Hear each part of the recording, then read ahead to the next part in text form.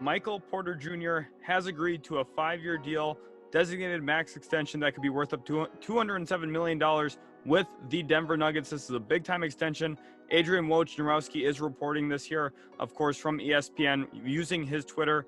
His agent, Mark Bartelstein of Priority Sports, has told ESPN that information. This is breaking news in the sports world. Before we jump into my thoughts, my analysis on this move for both the Denver Nuggets and for Michael Porter Jr., I just want to urge you guys to hit that like button on today's video.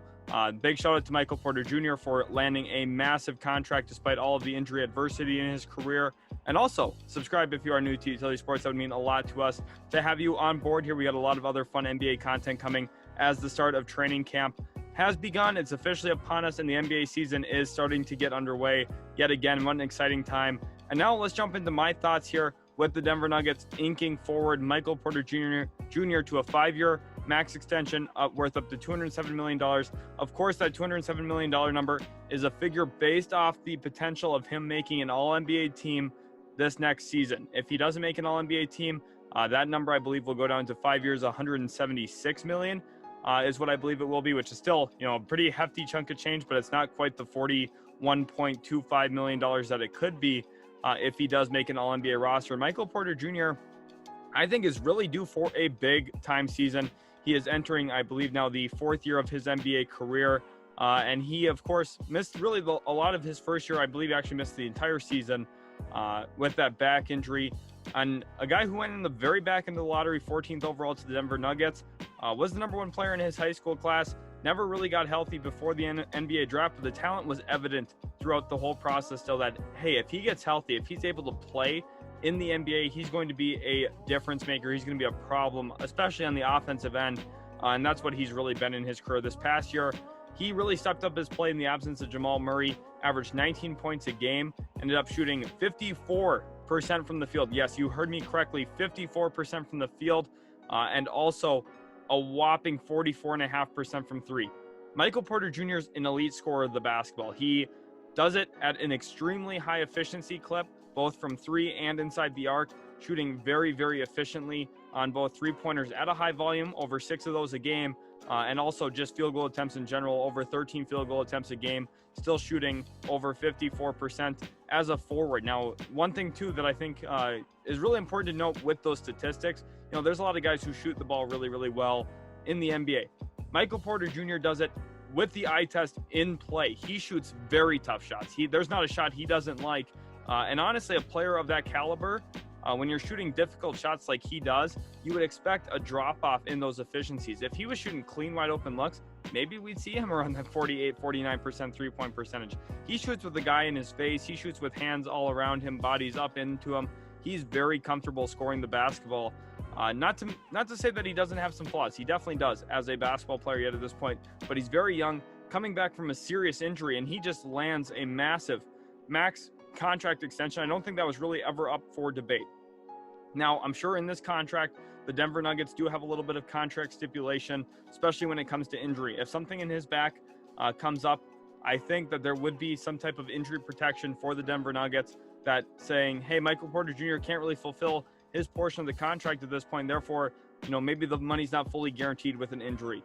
Something along those lines. I think that will be in play here in this contract. That's what we saw with Joel Embiid's first ever contract extension with the 76ers when he had all of his foot injuries, specifically a few knee injuries as well.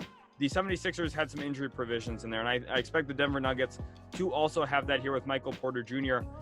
One other thing, if you're a Nuggets fan, this has to be all smiles for you because the Nuggets brass, especially in management and ownership, is showing a willingness to pay a hefty price when it comes to the luxury tax. Earlier this offseason, they had extended Aaron Gordon to a big-time contract, one that I thought was maybe a little too high, honestly, but it showed commitment to being willing to pay. Michael Porter Jr., they're going here full max with him as well, willing to really open up the pocketbooks. They're going to go into the luxury tax. When you have an MVP player like Nikola Jokic, who's going to be doing a new contract extension, you're giving Michael Porter Jr. a massive deal. You're looking at Aaron Gordon making a lot, Jamal Murray's making quite a bit. They're committing to paying the tax, and I think this is a really good thing for the Denver Nuggets. They're a team that has the pieces to win a championship if they're healthy. Nikola Jokic is that kind of guy as the top-end player on your team. Jamal Murray, Michael Porter Jr., Aaron Gordon. That's a very nice cast of other players. I think that they still could use one other piece, especially along the wing position defensively. But at the end of the day, they've got some ballers. They've got some guys who can put the ball in the hoop and flat out play basketball. Michael Porter Jr. is another example of that. And quickly, let's give a round of applause here to Michael Porter Jr. as well, because I'm just so happy to see him succeeding at such a high level in his career. You know, he was supposed to be a guy who would have been the first overall pick, if not a top 2 or 3 overall pick. His career just didn't go that way.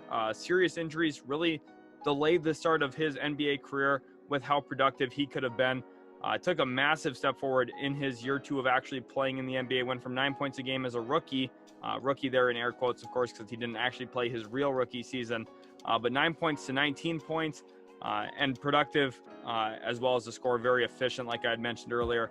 And he's someone who, when we look at the eye test, matches everything. He can handle the ball like a guard, very comfortable rising up with someone around him. He's 6'10", big, rebounds the basketball very well. He still has some areas to improve as well, which I think is really one of the more exciting parts, honestly, is he's not a completed player yet.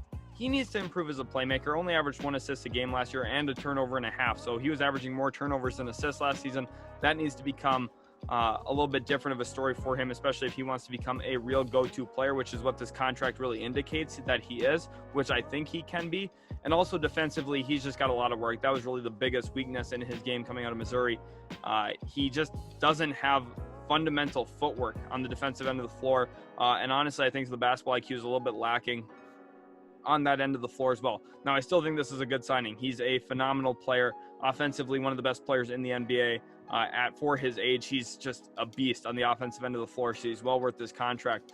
But some of these things he's got to get coached up in. His footwork, is Mike Malone the right guy for that? I'm not exactly sure. You know, Mike Malone's teams have had their struggles on the defensive end of the floor for sure.